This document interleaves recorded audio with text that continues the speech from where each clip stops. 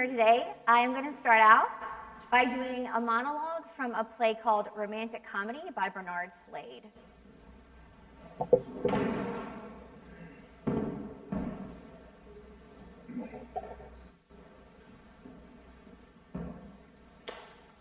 It's not only about the play, it's about what happened at the party. I jumped up on top of a table and yelled, "Quiet, everyone! I have a wonderful review from the Times!" It was horrible. I tried editing out the bad parts. It was difficult because there were no good parts. And it's the best time I've had in my entire life.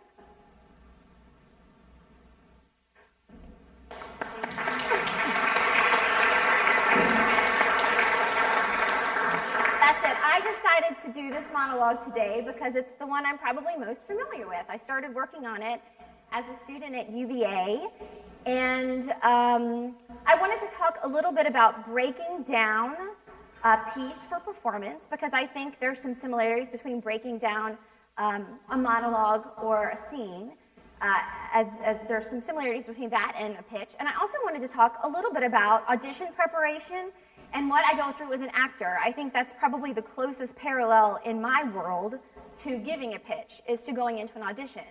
And that's typically when an actor has to perform an audition. Perform a monologue is at an audition.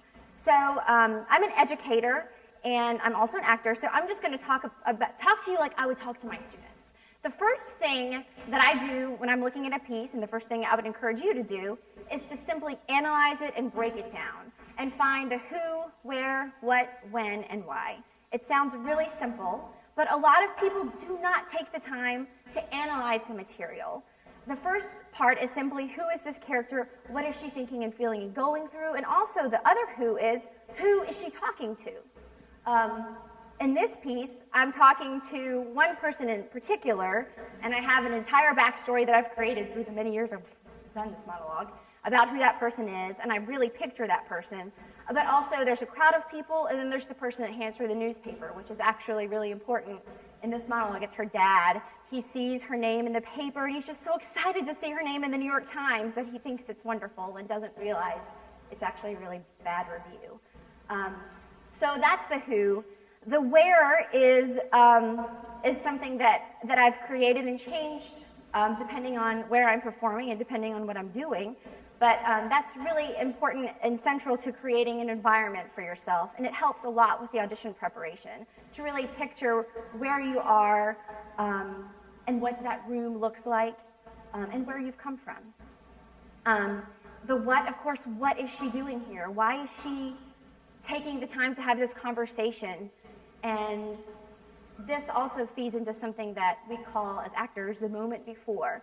What was she doing before she started talking, or before she walked in the room? And I'll talk a little bit about the moment before in just a minute. So that's the who, where, what, and when. Of course, when is this happening? What's just happened? She said she's overstimulated. What does that mean? Does she have a few drinks at the party?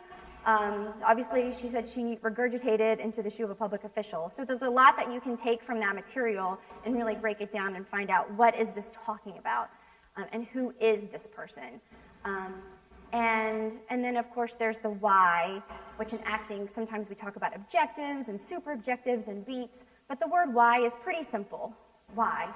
Why is she here? What is the purpose of this? And for me, in this process, working on this monologue, I'm coming to basically break up with my writing partner, but actually have this attraction to him and this attraction to this world of playwriting.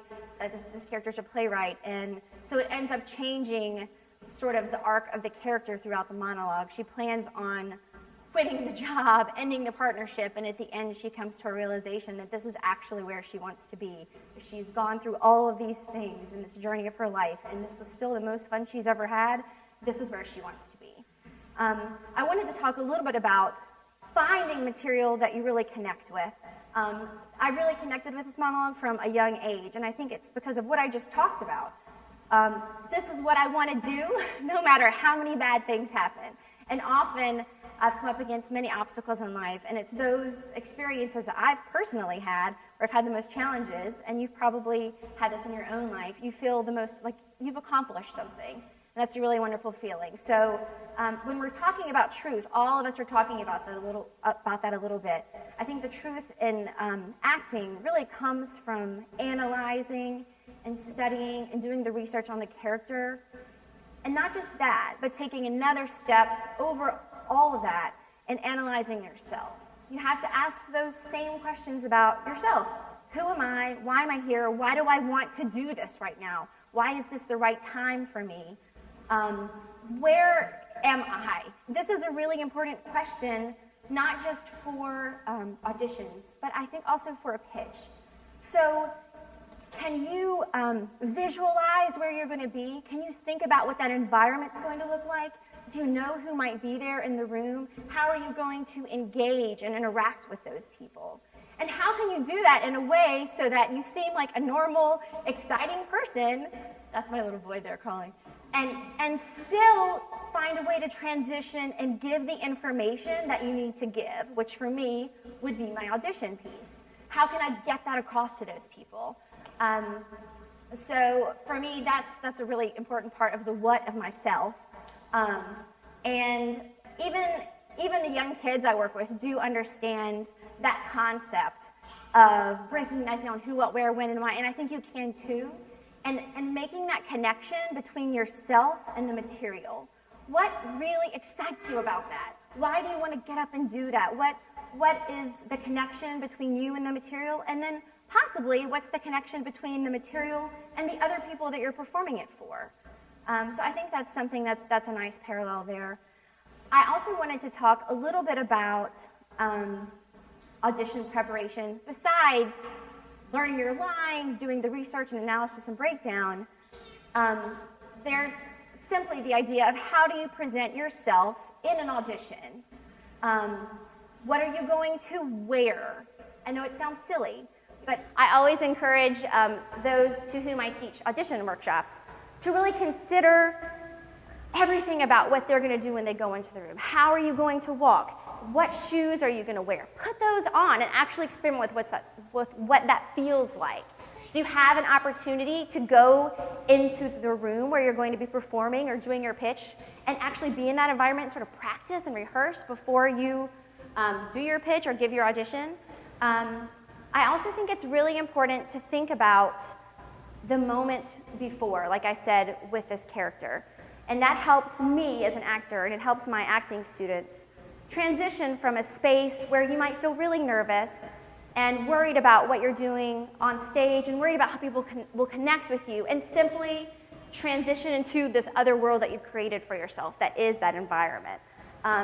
So I hope that might be something that you can create for yourself with a pitch too.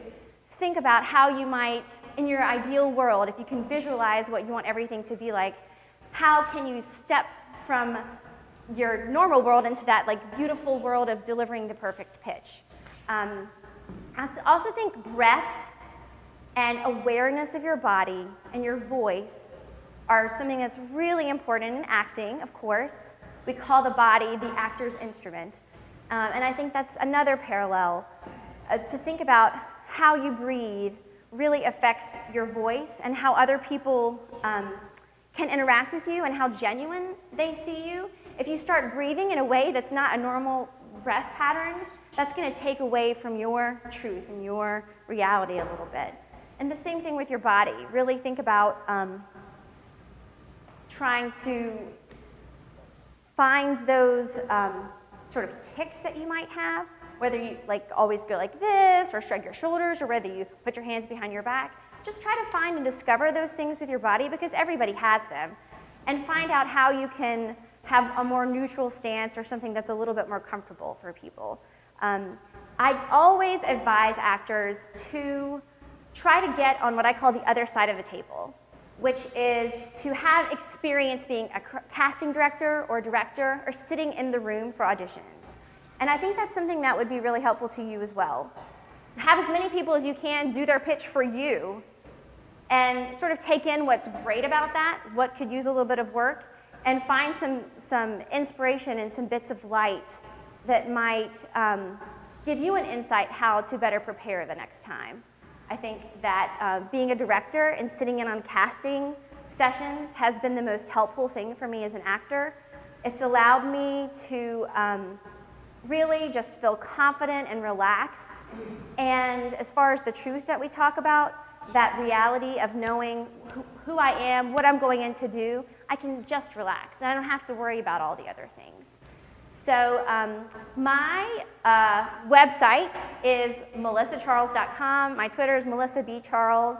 If you have any questions about how acting techniques or studying acting may help you in the business world or with your pitch, please let me know.